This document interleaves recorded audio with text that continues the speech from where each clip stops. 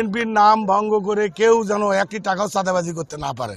আমরা করি নাই, কাউকে আমরা করতেও দিব না।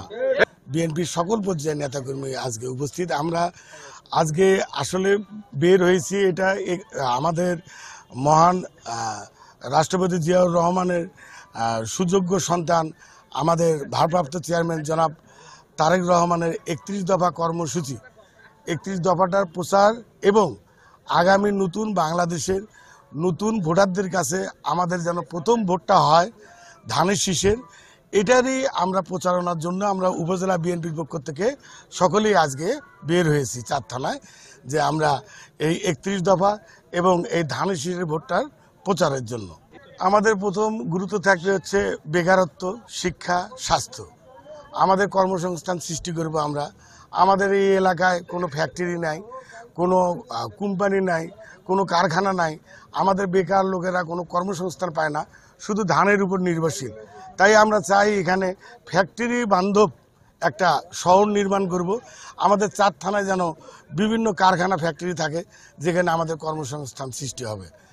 আর শিক্ষাতে আপনারা জানেন যে বিগত সরকার থাকতে আমরা শিক্ষাতে অনেক পিছিয়ে গেছি।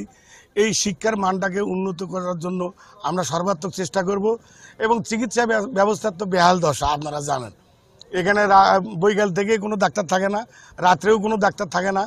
তাই আমরা চাবো বিশেষ করে স্বাস্থ্য খাতকে ব্যাপক পরিবর্তন আনার জন্য, মানুষ যেন 24 ঘন্টায় স্বাস্থ্যসেবা পায়।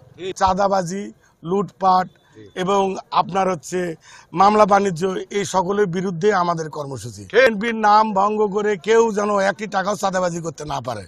আমরা করি নাই, কাউকে আমরা করতেও দিব না। আওয়ামী লীগ ফ্যাসিস্ট যেন এই দেশে আর না আসতে পারে, সেইভাবে আমরা জনগণের পাশে দাঁড়াবো এবং আমাদের ভারপ্রাপ্ত চেয়ারম্যান তারেক রহমানের বার্তা আমরা প্রত্যেকের ঘরে ঘরে পৌঁছে দেব।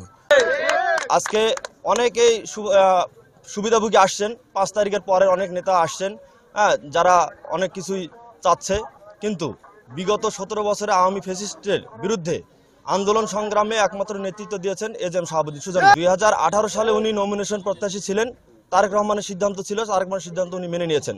আগামী দিনে যদি এই 4 উপজেলা দিনাজপুর 6 আসনে উন্নয়ন চান, এই উন্নয়নের ধারাবাহিকতা রক্ষা করতে হলে এবং উন্নয়নমূলক কর্মকাণ্ড করতে গেলে সুজন ভাইয়ের বিকল্প নাই।